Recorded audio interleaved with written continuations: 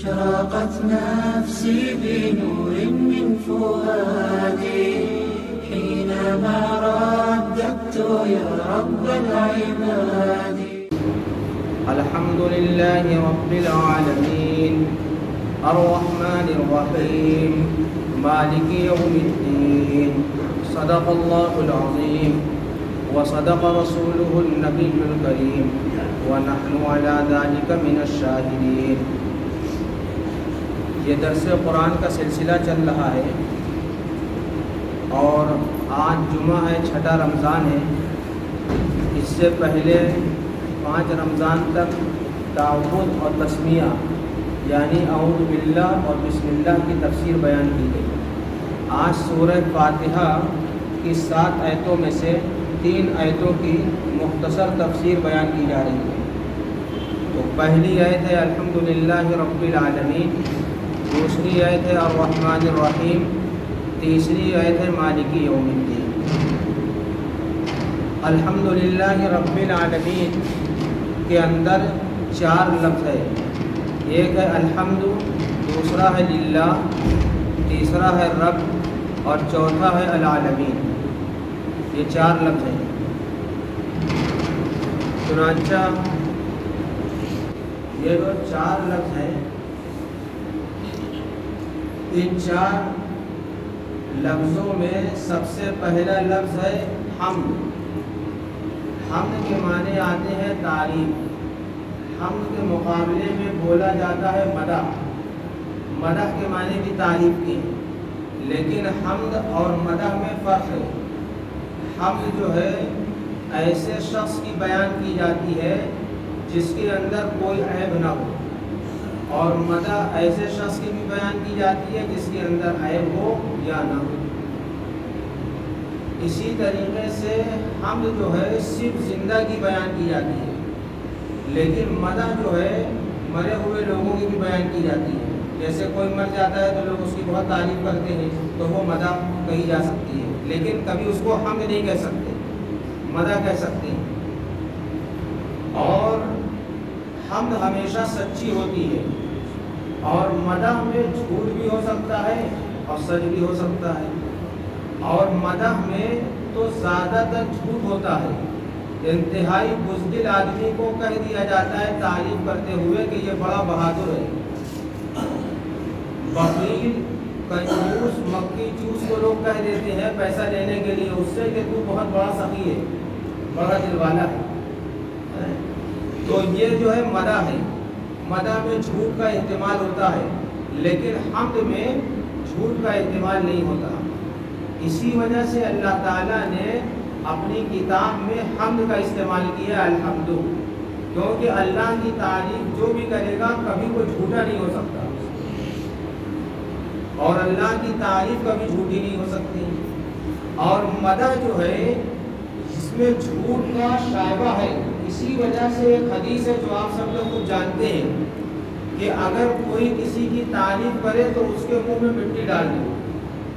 یہ آپ لوگ سنتے بھی ہیں، کہتے بھی ہیں، اور حدیث بھی ہے احسد تراب وجوہ المداحین، کہ مدح کرنے والوں کے منہ میں مٹی ڈال دو. یہ اللہ کے نبی کا حکم ہے، لیکن یہ اس وقت ہے جب جھوٹی تعریف کی جائے. تو بہرحال اللہ تعالیٰ نے اپنے لیے حمد کا استعمال کیا. کیوں؟ اس لیے کہ اللہ کی تعریف سچی ہے، الحمد.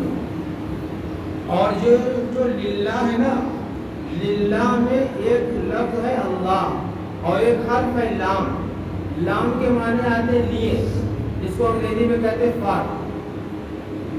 تو سب تعریفیں کس کے لیے ہیں؟ اللہ کے لیے ہے. للہ، اللہ کے لیے. لام جو ہے عربی میں بہت سے معنی میں استعمال ہوتا ہے، لیکن یہاں پہ جو لام ہے وہ خاص کے معنی میں ہے. یعنی اس کا ترجمہ جب اردو میں کریں گے تو خاص کریں گے. کئی معنی آتی ہیں لیکن یہاں پہ خاص ہے.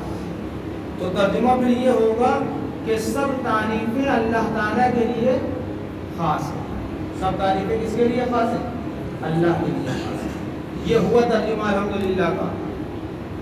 اب اللہ کے لیے سب تعریفیں خاص ہیں، یعنی ظاہر سی بات ہے کہ دنیا میں کوئی شے بھی ایسی نہیں ہے جس کی سب تعریفیں اس پر فٹ آ جائیں، جس کی ذات میں سب تعریفیں فٹ آ جائیں، دنیا میں کوئی ایسی مخلوق اور ایسی ذات نہیں ہے، صرف اللہ کی ایک ذات ہے جس پہ سب تعریفیں دنیا اور آخرت کی فٹ آ جاتی ہیں۔ اب ایک سوال اور پیدا ہوتا ہے کہ اللہ رب العزت نے اپنی تعریف خود کیوں کی؟ کیونکہ جو سوسائٹی ہے، سماج، معاشرہ جسے کہتے ہیں، اس میں تو اپنی تعریف کرنا بری بات کہلاتی ہے، منہ میاں مٹھو بننا یہ اچھی بات ہے نہیں، اور اللہ تعالیٰ خود اپنی تعریف بیان فرما رہے ہیں، آخر کیوں؟ اس کی وجہ ہے، اس کی وجہ یہ ہے کہ نبی پاک صلی اللہ علیہ وسلم اللہ تعالیٰ کی تعریف سب سے اچھے انداز میں کرنے والے ہیں، اور اللہ تعالیٰ کی تعریف نبی پاک صلی اللہ علیہ وسلم سے اچھی کسی نے نہیں کی، اور خود نبی پاک صلی اللہ علیہ وسلم اللہ تعالیٰ کی تعریف کرتے ہوئے یہ فرماتے ہیں، اللہم لا احصی ثناء علیک کما اثنیت علی نفسک۔ نبی پاک صلی اللہ علیہ وسلم فرماتے ہیں کہ اے اللہ، میں آپ کی تعریف نہیں کر سکتا جیسا کہ آپ نے اپنی تعریف خود کی ہے۔ یعنی مطلب یہ ہے کہ جب نبی پاک صلی اللہ علیہ وسلم اس عاجزی کا اظہار کر رہے ہیں کہ آپ کی شایان شان ہم آپ کی تعریف نہیں کر سکتے، تو پھر دنیا میں کون ہے جو اللہ کی شایان شان اللہ کی تعریف کرتے؟ کوئی نہیں ہے، کوئی بھی نہیں۔ ہم تو یوں کہتے ہیں کہ نبی پاک صلی اللہ علیہ وسلم جس تعریف کے مستحق ہے، وہ تعریف بھی دنیا میں کوئی نبی کریم صلی اللہ علیہ وسلم کی نہیں کر سکتا۔ تو جب نبی پاک صلی اللہ علیہ وسلم کی تعریف کا کوئی حق ادا نہیں کر سکتا، تو نبی پاک کے پروردگار کی تعریف کا کون حق ادا کر پائے گا؟ کوئی نہیں کر سکتا، ممکن ہی نہیں ہے۔ جب بندے سے ممکن نہیں تھا تو اللہ نے اپنی تعریف خود کی، تاکہ بندہ اللہ کی تعریف کرنا سیکھ جائے۔ اللہ کی تعریف کرنا بندہ کیا کرے؟ سیکھ جائے۔ اسی وجہ سے نبی پاک صلی اللہ علیہ وسلم نے بھی اپنی امت کو اللہ کی تعریف کرنا سکھایا ہے۔ جب چھینک آ جائے تو کیا کہیں؟ بولیے الحمدللہ۔ جب کھانا کھا لے تو کیا کہیں؟ الحمدللہ الذی اطعمنا۔ جب پانی پیے تو کیا کہیں؟ الحمدللہ الذی سقانا۔ اور جب سو کر اٹھے تو کیا کہیں؟ الحمدللہ الذی احیانا بعد ما اماتنا۔ عارضی موت کے بعد سب تعریف اس کی ہے جس نے ہمیں زندہ کیا۔ جب کوئی اچھی حالت دیکھے تو بخاری شریف میں ہے کیا کہے؟ الحمدللہ الذی بنعمتہ تتم الصالحات۔ جب کوئی ناگوار حالات دیکھے تو کیا کہے؟ الحمدللہ علی کل حال، کہ ہر حال میں آپ کی تعریف ہے، چاہے اچھے حالات آئیں چاہے برے حالات آئیں۔ ایک بزرگ تھے، بڑے مالدار تھے، بڑے رئیس، ان کا جہاز ڈوبنے لگا، لوگوں نے کہا تو انہوں نے کہا الحمدللہ۔ لوگوں نے آ کر کہا کہ آپ کا جہاز ڈوبتے ڈوبتے رہ گیا، یعنی بچ گیا، ڈوبا نہیں، تو انہوں نے کہا الحمدللہ۔ تو چاہے اچھے حالات بندے کو پیش آئے اور چاہے برے حالات پیش آئے، کیا کہنا چاہیے؟ الحمدللہ۔ تو نبی پاک صلی اللہ علیہ وسلم نے الحمدللہ کہنا امت کو سکھایا، اور امت نہیں کہہ سکتی تھی، اللہ کی تعریف کرنا نہیں جان سکتی تھی، نبی پاک صلی اللہ علیہ وسلم نے سکھایا، اور اللہ نے قرآن میں سکھلایا، اور اللہ رب العزت اپنی تعریف بیان کرتے ہوئے الحمدللہ کے ساتھ آگے فرماتے ہیں رب العالمین۔ یہ بھی اللہ نے اپنی تعریف کی ہے۔ رب کہتے ہیں جو کسی چیز کی پرورش آہستہ آہستہ کرے تدریجاً، جیسے اللہ تعالیٰ ماں کے پیٹ میں تدریجاً پرورش کرتے ہیں بچے کی۔ ایک ناپاک نطفہ ہوتا ہے بچہ، قطرہ منی کا، اور اس کی پرورش اللہ تعالیٰ کرتے ہیں، وہ 9 مہینے میں، کبھی 8 مہینے میں، اللہ کی قدرت 7 مہینے میں، 6 مہینے سے کم میں نہیں تیار ہوتا، یہ شریعت میں ہے۔ 6 مہینے کے بعد اللہ تعالیٰ اس کو تیار کرتے ہیں، تو یہ اللہ کی قدرت سے تیار ہوتا ہے۔ پھر اللہ کی قدرت سے وہ زندہ باہر آتا ہے، اور پھر اللہ تعالیٰ ہی اس کو بڑا کرتے ہیں. کتنے لوگ ایسے ہیں, کتنے بچے جو پڑھ نہیں رہے ہیں, لوگ کہتے ہیں کہ اس کو گروتھ نہیں ہو رہا ہے, تو اللہ نہیں چاہتے نہیں ہوتا, لیکن اللہ رب العزت آہستہ آہستہ سب کو ترقی عطا فرماتے ہیں. ایسے ہی اس دنیا کو بھی اللہ تعالیٰ پال رہے ہیں. حضرت آدم علیہ السلام جب دنیا میں آئے تھے تو دنیا پہاڑ اور مٹی تھی, لیکن جب حضرت داؤد علیہ السلام آئے تو دنیا میں بہت ترقی ہوئی. پھر موسیٰ علیہ السلام کے دور میں اور ترقی ہوئی. پھر عیسیٰ علیہ السلام کے دور میں بڑے بڑے ڈاکٹر پیدا ہوئے اور ترقی ہوئی. اور حضرت نبی پاک صلی اللہ علیہ وسلم کے دور میں تو پوری دنیا میں ہر چیز کا علم پھیلا دیا گیا تھا. تو خلاصہ یہ ہے کہ اس عالم کی بھی آہستہ آہستہ پرورش کون کر رہا ہے؟ اللہ کر رہی ہے. ابھی بھی پرورش جاری ہے اللہ تعالیٰ کی, نئی نئی چیز ہم لوگوں کے لیے اللہ تعالیٰ ایجاد کر رہے ہیں. تو یہ رب العالمین, رب جو ہے کسی کو تنہا نہیں کہا جا سکتا, یعنی لفظ رب جو ہے یہ صرف اللہ کے لیے خاص ہے. رب المال اور رب الدار اس طرح اضافت کے ساتھ تو کہہ سکتے ہیں, لیکن جو ہے رب اکیلے کسی کو کہنا جائز نہیں ہے. صرف رب کس کو کہا جائے گا؟ اللہ کو.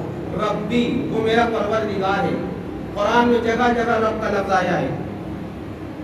تو اللہ رب العزت جو ہے فرما رہے ہیں کہ سب تعریفیں اللہ کے لیے خاص ہیں. اور اللہ کون ہے؟ اللہ وہ ہے جو سارے جہاں کا پالنے والا ہے. اب سارے جہاں سے مراد یہ ہے کہ بہت سے تفسیر کے اماموں نے کہا ہے کہ عالم جو ہے کہ معنی آتے ہیں دراصل جاننے کا آلہ. پھر عالم دنیا کو کہنے لگے. دنیا یعنی عربی میں اگر دنیا کہیں گے تو عالم بولیں گے. دنیا بھی عربی میں آتا ہے اور عالم بھی آتا ہے. پھر عالم کی جمع عالمین ہے, تو اس کا مطلب یہ ہے کہ اس دنیا کے علاوہ بھی کئی دنیا ہے. تو بعض لوگوں نے کہا ہے کہ 80,000 عالم ہے, اور بعض لوگوں نے کہا کہ 40,000 خشکی میں عالم ہے اور 40,000 عالم جو ہے تری میں ہے. اور ابھی بھی آپ لوگ جانتے ہوں گے کہ یہ جو دنیا کا رقبہ ہے, اس دنیا کے رقبے میں 3 حصہ پانی ہے, ایک حصہ خشکی ہے جس پہ ہم لوگ آباد ہیں. تو یہ خشکی کے اندر کئی ہزار عالم ہیں. مچھلی کا عالم الگ ہے, موتیوں کا عالم الگ ہے, اور کیکڑوں اور جو ہے ان کا عالم الگ ہے. آسمان پر فرشتوں کی دنیا الگ ہے, چاند کی دنیا الگ ہے, سورج کی دنیا الگ ہے, ستاروں کی دنیا الگ ہے, پھر بادلوں کی دنیا الگ ہے. سب پر اللہ کا ایک نظام چل رہا ہے. تو بہرحال سب سے کم جو قول ہے وہ ہے 18,000 کا. تو 18,000 سے کم دنیا نہیں ہے. اور اگر سب سے زیادہ قول لیں تو 80,000 ہے. تو چاہے 18,000 ہو چاہے 80,000 ہو, ان سب کو پالنے والا کون ہے؟ اللہ. اتنے بڑے اللہ ہیں. الحمدللہ رب العالمین جو ہے قرآن میں 7 جگہ آیا ہے, 6 جگہ. الحمدللہ رب العالمین قرآن میں 6 جگہ آیا ہے, اور الحمدللہ قرآن میں 17 جگہ آیا ہے. اگر ان 6 اور 17 کو ملا لیں تو الحمدللہ کا لفظ قرآن میں 23 مرتبہ آیا ہے. اور 5 سورتیں قرآن کی ایسی ہیں جو الحمدللہ کے شروع ہوتی ہیں. پہلی سورہ فاتحہ ہے, الحمدللہ رب العالمین. دوسری سورۃ الانعام ہے, الحمدللہ الذی خلق السماوات والارض وجعل الظلمات والنور. تیسری سورۃ الکہف ہے, الحمدللہ الذی انزل علی عبدہ الکتاب ولم یجعل لہ عوجا. اور چوتھی سورہ سبا ہے, الحمدللہ الذی لہ ما فی السماوات وما فی الارض لہ الملک ولہ الحمد فی الآخرہ. اور 5ویں سورہ فاطر ہے, الحمدللہ فاطر السماوات والارض جاعل الملائکۃ رسلا. تو یہ 5 سوریں ایسی ہیں جو الحمدللہ سے شروع ہوتی ہیں. اللہ تعالیٰ کو لفظ الحمدللہ بہت پسند ہے, اسی وجہ سے اللہ تعالیٰ نے ان 5 سورتوں کو اس سے شروع کیا. اور 23 مرتبہ الحمدللہ کا لفظ آیا ہے ڈائریکٹ, اور رب العالمین کے ساتھ 6 مرتبہ آیا ہے. اور نبی پاک صلی اللہ علیہ وسلم کی بے شمار دعاؤں میں الحمدللہ ہے, بے شمار دعاؤں میں. خود مسلمان بھی بہت سی دعائیں پڑھتا ہے جس میں الحمدللہ ہے. تو معلوم یہ ہوا کہ الحمدللہ جو ہے اللہ کو بہت پسند ہے۔ نبی پاک صلی اللہ علیہ وسلم جو جھنڈا لے کے جنت کے دن چلیں گے اس کا نام بھی کیا ہوگا؟ لواء الحمد۔ اور نبی کریم صلی اللہ علیہ وسلم کی امت بھی جو پکاری جائے گی تو حمادون کے نام سے پکاری جائے گی۔ اور نبی کریم صلی اللہ علیہ وسلم کو جو مقام ملے گا وہ بھی مقام محمود ہوگا، حمد سے بنا ہوگا۔ اور نبی پاک صلی اللہ علیہ وسلم کا جو نام اللہ تعالیٰ نے پسند کیا وہ بھی حمد سے بنا ہے، محمد اور احمد۔ تو اللہ کو حمد اپنی بہت پسند ہے، اپنے نبی کا نام بھی حمد ہی سے رکھا۔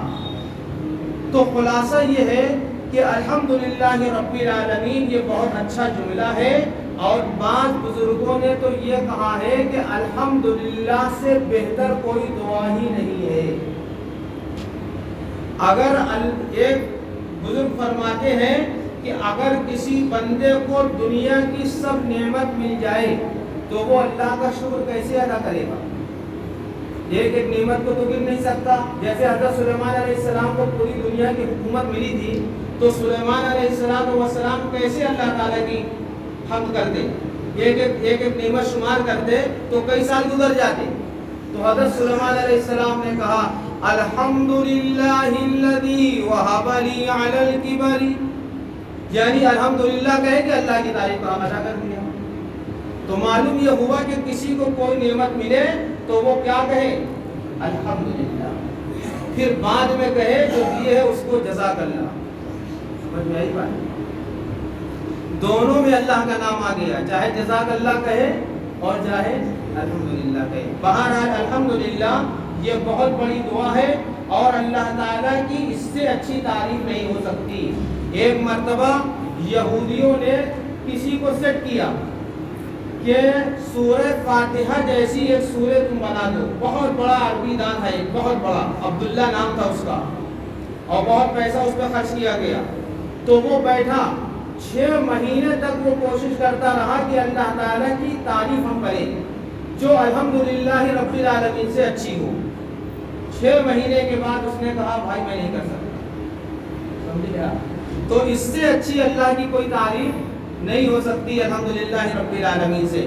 لہذا مسلمانوں کو بھی الحمدللہ کا اہتمام کرنا چاہیے اور الحمدللہ کے ذریعے اللہ کی تعریف بیان کرنا چاہیے۔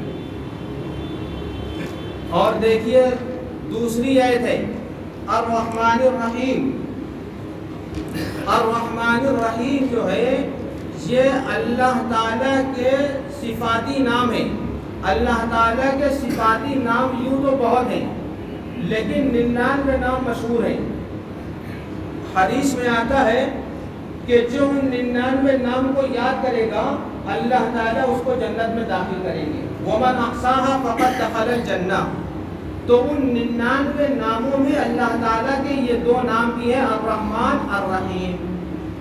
اب اللہ نے یہ الرحمن الرحیم کیوں فرمایا الحمدللہ رب العالمین کے بعد؟ اس لیے فرمایا کہ جب دنیا کے لوگوں نے قرآن کی یہ آیت پڑھی کہ سب تعریف اللہ کے لیے ہے اور اللہ وہ ہے جو سارے جہاں کا پالنے والا ہے، تو دل میں یہ خیال آ سکتا تھا کہ وہ بہت بڑا کوئی جبار اور قہار اور مضبوط آدمی ہوگا جو کسی پر رحم نہیں کرے گا، یہ خیال آ سکتا تھا۔ تو فوراً اللہ تعالیٰ نے کیا فرمایا؟ نہیں، جو رب العالمین ہے وہ الرحمن الرحیم بھی ہے۔ جو رب العالمین ہے وہ الرحمن الرحیم بھی ہے، یعنی رحم کرنے والا بھی ہے اور مہربانی کرنے والا بھی ہے۔ اللہ تعالیٰ بڑے مہربان ہیں۔ خود اللہ تعالیٰ فرماتے ہیں کہ اگر میرے پاس رحمت نہ ہوتی، اگر میرے پاس رحمت نہ ہوتی، صرف میں اپنے عدل سے کام لیتا تو دنیا میں کسی کو ایک قطرہ پانی میسر نہ ہوتا اگر اللہ عدل سے کام لینے لگے۔ لیکن اللہ عدل سے زیادہ کام لیتے ہیں رحمت سے اپنی۔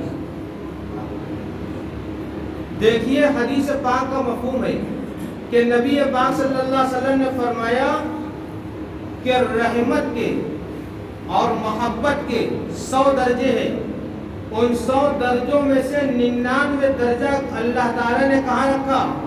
اپنے پاس۔ اور ایک درجہ اللہ تعالیٰ نے رحمت کا کہاں اتارا؟ دنیا میں۔ اس ایک درجے کی وجہ سے کتنے بادشاہ ہیں جو اپنی پبلک پر رحم کرتے ہیں، کتنے ماں باپ ہیں جو اپنے بچوں پر رحم کرتے ہیں، کتنے پڑوسی ہیں جو اپنے پڑوسیوں پر رحم کرتے ہیں، جانور اپنے بچوں پر رحم کرتا ہے، اور بہت سے لوگ دنیا میں رحم کرتے ہیں۔ تو صرف ایک درجہ جو اللہ نے اتارا ہے اس میں اتنا پیار و محبت اور رحمت آپس میں ہے جس کی کوئی انتہا نہیں۔ تو جس پروردگار کے پاس 99 درجہ رحمت کا ہوگا، اندازہ لگائیے کہ وہ کتنا بڑا رحیم ہوگا۔ اللہ سے بڑا کوئی رحیم ہو سکتا ہے؟ 99 درجہ اس کے پاس رحمت کا ہے۔ اسی وجہ سے اللہ تعالیٰ فرماتے ہیں وَلَوْ يُؤَاخِذُ اللَّهُ النَّاسَ بِظُلْمِهِمْ مَا تَرَكَ عَلَيْهَا مِن دَابَّةٍ، اگر اللہ تعالیٰ لوگوں کے ظلم پر لوگوں کو پکڑنے لگے تو روئے زمین پر ایک انسان بھی باقی نہیں رہ جائے گا، کیونکہ کسی نہ کسی درجے میں سب ظلم کیے ہوئے، سب ظلم میں مبتلا ہیں۔ ظلم جو ہے صرف اس کو نہیں کہتے کسی کو مار پیٹ دے، ظلم اس کو بھی کہتے ہیں جو اللہ تعالیٰ کی نافرمانی کرے۔ اللہ تعالیٰ کی نافرمانی کرنا یہ بھی ایک ظلم ہے، اور یہ ظلم اللہ تعالیٰ کے ساتھ کرتا ہے بندہ، یعنی اس کی نافرمانی کر کے۔ لیکن یہ اللہ کی مہربانی ہے، اللہ تعالیٰ فرماتے ہیں وَلَٰكِن يُؤَخِّرُهُمْ إِلَىٰ أَجَلٍ مُّسَمًّى، لیکن ہم لوگوں کو ڈھیل دیے رہتے ہیں ایک وقت تک۔ فَإِذَا جَاءَ أَجَلُهُمْ، پھر جب اس کے پاس موت کا پیغام آ جائے گا، لَا يَسْتَأْخِرُونَ سَاعَةً وَلَا يَسْتَقْدِمُونَ، پھر ایک لمحہ نہ پیچھے اور نہ آگے، اسی وقت اس کو اللہ تعالیٰ کہ فرشتے روح نکالیں گے اور لیتے جائیں گے، اور پھر اس کو سزا ملے گی۔ اس لیے اللہ تعالیٰ اپنی رحمت سے کام لیتے ہیں، اس رحمت کی وجہ سے اللہ کے بندے دنیا میں کھا پی رہے ہیں، چین و سکون سے رہ رہے ہیں۔ اللہ تعالیٰ کو یہ رحمت کا عشرہ ہے، اللہ تعالیٰ کو ہم لوگ منائیں اور اللہ تعالیٰ کی رحمت کی ہم لوگ بھیک مانگیں۔ ہم لوگ اللہ کی رحمت کے محتاج ہیں، اور اللہ تعالیٰ تو بہانہ ڈھونڈتے ہیں اپنی رحمت دینے کا۔ خود قرآن میں ہے ان رحمتی سبقت غضبی، کہ میری رحمت میرے غصے پر غالب آ جاتی ہے، یعنی اللہ کو غصہ آتا ہے بندوں کے گناہوں پر۔ ایک جگہ تو اللہ تعالیٰ فرماتے ہیں کہ تکاد السماوات یتفطرن منہ وتنشق الارض، کہ جس طریقے کا الزام انسان اللہ پر لگاتا ہے، اللہ کو ایسا غصہ آتا ہے کہ اگر وہ غصے کو استعمال میں لے آئے تو آسمان پھٹ پھٹ کر ہم پر گر جائے اور زمین پھٹ جائے، ہم اس کے اندر چلے جائیں۔ لیکن اللہ تعالیٰ فرماتے ہیں وَيَعْفُو عَنْ كَثِيرٍ، ہم کیا کرتے ہیں؟ زیادہ تر معاف کر دیتے ہیں۔ کیوں؟ اس لیے کہ میری رحمت میرے غصے پر غالب آ جاتی ہے۔ لہذا اللہ تعالیٰ رحمان ہے، رحیم ہے، اس کو یا رحمان الدنیا و یا رحیم الآخرہ کہہ کر پکارنا چاہیے۔ اے دنیا کے رحمان، اے آخرت کے رحیم، یہ کہہ کر پکارنا چاہیے۔ ایک مسئلہ بھی سمجھ لیجئے کہ رحیم کسی کی صفت آ سکتی ہے، لیکن رحمان جو ہے کسی انسان کی صفت نہیں ہو سکتی۔ رحمان جو ہے اللہ کے ساتھ خاص ہے، اور قرآن میں رحمان جہاں کہیں آئے گا وہ الف لام کے ساتھ آئے گا، الرحمن علم القرآن۔ تو یہ اللہ تعالیٰ کی جو ہے خاصیت ہے رحمان۔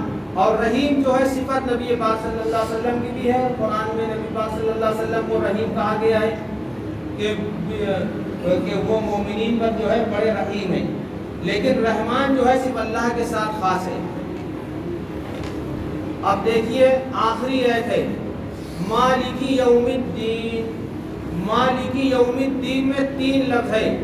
پہلا لفظ ہے مالکی، دوسرا لفظ ہے یوم، تیسرا لفظ ہے دین۔ تو مالک کے معنی آتے ہیں بادشاہ اور مالک کے۔ اس کو بہت سے لوگوں نے ملک بھی پڑھا ہے، ہاں، لیکن علماء نے لکھا ہے کہ ملک کے بجائے مالک پڑھنا زیادہ بہتر ہے، کیونکہ مالک میں 4 حرف بنتا ہے، تو 4 حرف پڑھیں گے تو 10 نیکیاں کا اضافہ ہو جائے گا، اور اگر ملک پڑھیں گے تو 1 حرف کم ہو جائے گا، 10 نیکی کم ہو جائے گی۔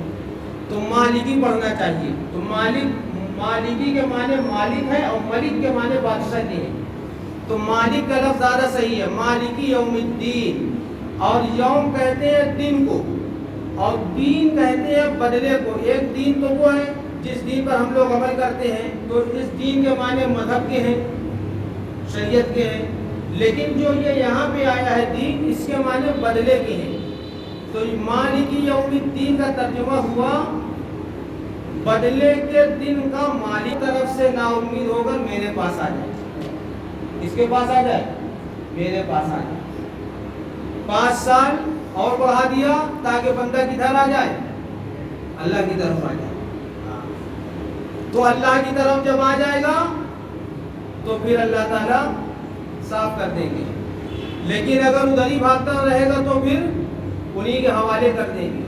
حدیث میں ہے انا عند ظن عبدی بی، بندہ جیسا میرے ساتھ گمان کرے گا اور جیسا میرے ساتھ یقین رکھے گا ویسے ہی میں اس کے ساتھ کیا کروں گا؟ معاملہ کروں گا۔ اگر مخلوق کے آگے ہاتھ پھیلاتے رہیں گے تو اللہ مخلوق کے حوالے کر دے گا، اور اگر بندہ اللہ کے سامنے ہاتھ پھیلائے گا تو اللہ اس کو اپنے سے قریب کر دیں گے۔ لہذا ہمیں یہاں جینے اور رہنے کے لیے کس کا سہارا لینا ہے؟ سب سے پہلے اللہ کا لینا ہے، اللہ پر یقین رکھنا ہے، اللہ کا سہارا لیجئے۔ اللہ تعالیٰ ہماری اور آپ کی کیا کریں گے؟ مدد کریں گے۔ یہ 3 آیتوں کا جو ہے ترجمہ ہو گیا ہے اور تفسیر ہو گئی۔ اللہ تعالیٰ ہم سب کو اس پر عمل کرنے کی توفیق عطا فرمائے۔ اور یاد رکھیے کہ رائی کے دانے کے برابر بھی اگر کسی نے کوئی نیک عمل کیا ہے تو وہ اللہ کے ہاں محفوظ ہے۔ فَمَن يَعْمَلْ مِثْقَالَ ذَرَّةٍ خَيْرًا يَرَهُ، اور رائی کے دانے کے برابر بھی اگر کسی نے کوئی برائی کی ہے وَمَن يَعْمَلْ مِثْقَالَ ذَرَّةٍ شَرًّا يَرَهُ، اللہ کے ہاں محفوظ ہے۔ وَوُضِعَ الْكِتَابُ فَتَرَى الْمُجْرِمِينَ مُشْفِقِينَ مِمَّا فِيهِ، کہ اللہ تعالیٰ نامہ اعمال کو ایسے پھیلا دیں گے ہر آدمی کے سامنے، وہ دیکھے گا اور دیکھ کے کہے گا کہ ہائے اس بک کو کیا ہو گیا، لا یغادر صغیرۃ ولا کبیرۃ الا احصاها، نہ اس نے کوئی چھوٹی بات چھوڑی نہ کوئی بڑی بات چھوڑی، سب اس میں کیا کر لی؟ محفوظ کر لی، ریکارڈ کر لی۔ آپ یقین مانیے کہ لوگ یہ کہتے ہیں، بڑے بڑے لوگ چلاتے ہیں کہ میرا فون ٹیپ ہو رہا ہے، ریکارڈنگ ہو رہی ہے، پتہ نہیں کیا کیا کہتے ہیں، گھبراتے رہتے ہیں۔ لیکن ان سب لوگوں کو یاد رکھنا چاہیے کہ یہ ریکارڈنگ تمہاری کبھی ڈیلیٹ بھی ہو سکتی ہے، لیکن وہ فرشتے کرامن کاتبین جو لکھ رہے ہیں ہر ایک کے کندھے پر بیٹھ کر، وہ ڈیلیٹ ہونے والی نہیں ہے۔ لہذا اس موبائل کی ریکارڈنگ سے زیادہ ان فرشتوں کی ریکارڈنگ سے ڈرو جس کے آگے کوئی رشوت کام نہیں آئے گی۔ اللہ تعالی ہمیں آپ کو عمل کی توفیق عطا فرمائے۔ اشرقت نفسي بنور من فؤادي حينما رددت يا رب العباد، وانتشت روحي وصار الدمع يجري، يا إلهي خذ بقلبي للرشاد۔